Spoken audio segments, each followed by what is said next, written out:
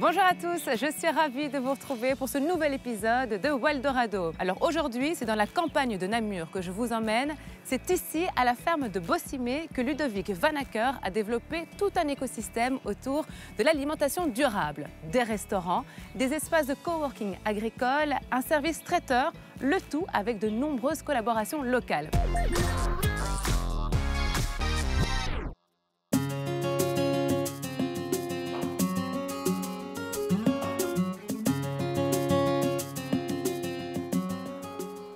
Bonjour Ludovic. Bonjour Laura. Alors, tu es le chef de l'atelier de Bossimé. Est-ce que tu peux me parler de tes débuts? Comment tout a commencé? Les débuts sont assez simples finalement. Ici, on est dans la ferme familiale. Je suis la 3e génération. Puis c'est surtout en fait l'envie de cuisiner, de faire quelque chose de bien. Et puis j'avais la chance d'avoir un petit coin dans la ferme pour pouvoir faire des concours et des coups de cuisine. Et donc du coup, j'ai ouvert mon restaurant là. Et bien sûr, basé sur les produits locaux parce qu'on ne peut pas faire autre chose que ça dans une ferme. Alors, tu appelles ton restaurant une ferme gastronomique. Pourquoi avoir choisi ce terme? En fait, il faut savoir que Bossimé, c'est avant tout de l'alimentation durable. Et donc, fatalement, quand on est du côté du restaurant gastronomique, c'est vraiment un restaurant gastronomique dans une ferme. Mais quand on va du côté des plats traiteurs, par exemple, ce sont des plats de ferme, des plats simples du quotidien, mais avec cette touche gastronomique, ce petit kick. Et donc, c'est intéressant de le lire dans les deux sens. Oui. Donc, ferme gastronomique, c'était un beau slogan. Alors, tu es chef, mais tu es aussi un vrai entrepreneur dans l'âme, parce que tu as créé bien plus qu'un restaurant. À Bossimé, en effet, c'est un projet complet. On a à la fois de la graine à l'assiette, donc on a le maraîchage, la ferme, en bio bien sûr, puis après derrière on a un atelier de transformation, les restaurations des plats traiteurs, etc. Puis de la restauration plutôt rapide, entre guillemets, restaurant gastronomique, brasserie et bistronomique, donc on a vraiment un beau panel. Tu parles également de coworking agricole. Alors le coworking agricole, c'est d'essayer de construire un écosystème autour du projet de Bossimé. C'est-à-dire qu'on prend des producteurs, des artisans, des gens qui ont de l'or dans les mains, et ensemble on va allier nos forces pour pouvoir proposer le meilleur produit et avoir quelque chose de construit pour le client. Comme un coworking dans un bureau où tout le monde vient avec son petit laptop et s'entraide sur des petits conseils. C'est la même chose, mais dans le monde agricole et dans le monde de la nourriture, ce qui est en fait assez rare. Et on retrouve combien de personnes, plus ou moins, dans cet écosystème? Alors dans l'écosystème, on travaille avec 70 producteurs tout au long de l'année. Après, on travaille avec environ 15-20 producteurs, on va dire vraiment de manière très fréquente. Puis après, derrière, si on compte les travailleurs, etc., ça doit activer une 50aine de personnes. Ah oui, quand même pas mal. Ouais, c'est sympa. Eh ben, génial, Ludovic. J'ai hâte d'en découvrir plus, moi qui suis fan de gastronomie. Avec plaisir.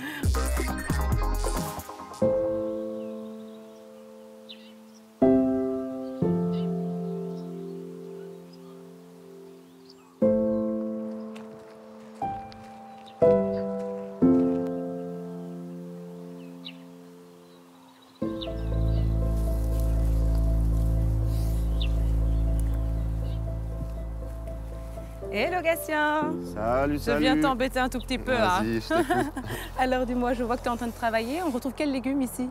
On est précisément ici sur la parcelle de navets radis pour l'automne et l'hiver. Et comment vous décidez ce que vous allez cultiver? C'est toi qui décides ou bien ça se passe au restaurant? On avait un plan de culture de base qui existe depuis longtemps, qu'on est habitué et on l'a peaufiné, modifié avec les différents chefs des restaurants ici à Bossimé. Et est-ce que vous cultivez d'une certaine manière, une manière particulière? Ça fait déjà quelques années qu'on a pris le pari d'aller vers le maraîchage sol vivant. Ouais. C'est-à-dire? On essaye de travailler de moins en moins les sols, d'apporter toujours plus de matière organique et essayer que la machine soit de plus en plus performante comme ça. Et parle-moi un peu de toi. Je sais qu'au départ, tu étais indépendant. Maintenant, tu es employé ici. Ouais. Comment ça s'est passé?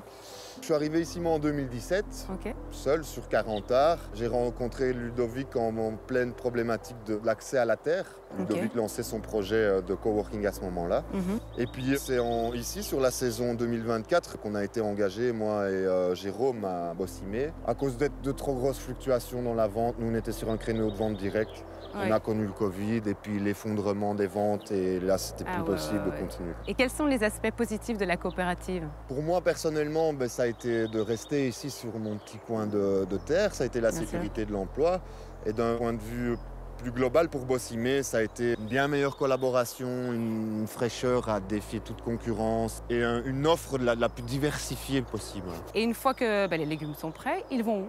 D'abord là-bas, au QG des artisans, et puis ils partent dans tous les restaurants de Bossimé, même quelques petits satellites autour du projet ici. Quand tu dis QG, c'est l'atelier?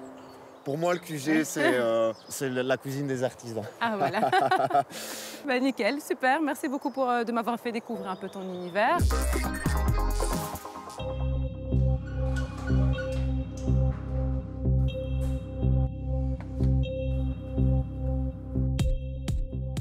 Bonjour Vincent. Bonjour Laura. Alors dis-moi, quel est ton rôle à toi ici dans l'atelier? Alors je suis le chef de cuisine de l'atelier des artisans Bossimé. Et tu avais quelle formation au départ? Alors moi j'ai commencé à l'apprentissage à l'IFA PME, donc c'est des stages en entreprise. Et ensuite j'ai travaillé dans de nombreux restaurants pendant de longues années. Et là ça fait 4 ans que je travaille en mode traiteur. Alors concrètement, ici dans l'atelier, vous faites quoi?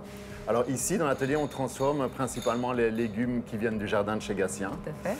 Ensuite, on produit pour les restaurants de Ludovic, hein, donc tout ce qui est leur base, les petits pains, le fumet de poisson, le purée de légumes. Oui. Vous facilitez un peu leur travail. C'est ça, voilà. Oui. Et Ludovic me disait aussi que vous faisiez des plats préparés. On a différents plats préparés, donc 25 références et des gammes de tapenade aussi de légumes. On va du cassoulet au plat de pâtes, au waterzouille de volaille, boulettes liégeoises, voilà. Et on est sur quelle gamme de prix? Alors on tourne aux alentours de 10 à 12 euros plus ou moins le pot. On les retrouve où en fait? Alors, les plats traiteurs, on peut les retrouver dans les grandes surfaces depuis peu. Tout ça, c'est notre ami Florian qui s'occupe de la logistique et qui va livrer directement les restaurants avec un catalogue qui change plus ou moins tous les 3 mois. Et je me demandais aussi au niveau de la conservation, comment ça se passe? Alors pour la conservation, on utilise une technique de pasteurisation. Oui. Ça nous permet de garder une DLC de plus ou moins 90 jours pour les plats avec des protéines et 120 jours pour les plats sans protéines. Ok, très bien. Eh bien, merci beaucoup Vincent pour toutes tes explications. Je vais quand même te laisser retourner au boulot. Hein.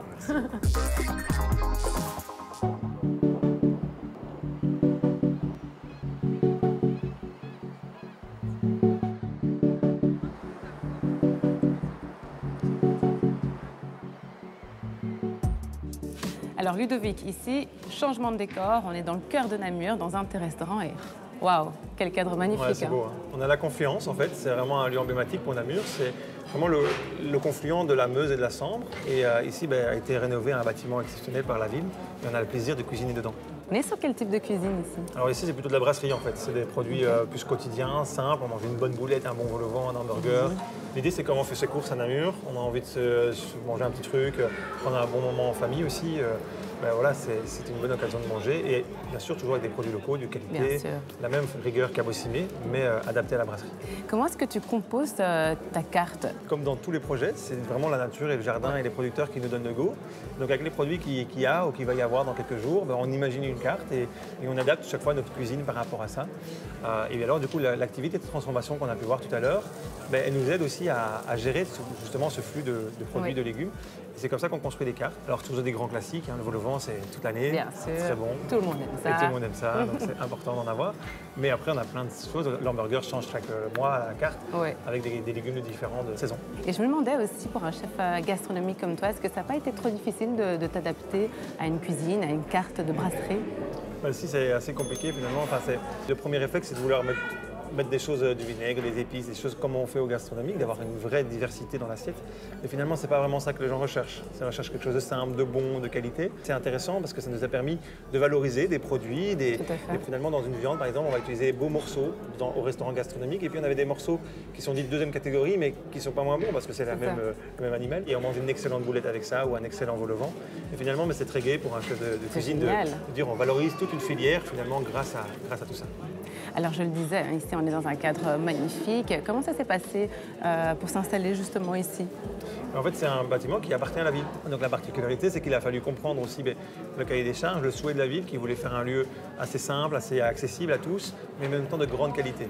Et donc nous, on a fait notre proposition de gastronomie, donc ça a été à la fois facile et contraignant. C'est facile parce que c'est notre ADN de faire les choses bien, et en même temps contraignant parce qu'il faut respecter quand même quelques règles, des horaires d'ouverture, des jours d'ouverture. Mais en même temps, c'est un bon partenariat avec la ville parce qu'on est content d'être acteur Horeca ici à Namur et qu'on fait bouger les choses et on a un lieu d'accueil pour les touristes ou pour les Namurois. Alors on le sait aujourd'hui, c'est pas toujours facile de trouver des collaborateurs dans l'Horeca. Comment ça se passe pour toi?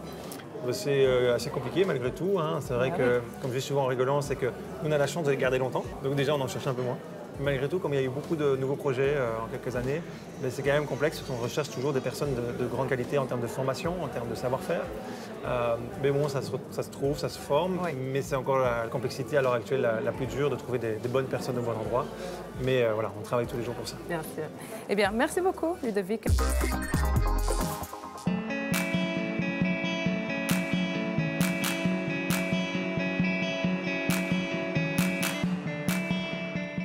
Alors Ludo, je peux t'appeler Ludo, on est en Ouais, fin plaisir. d'émission. Hein.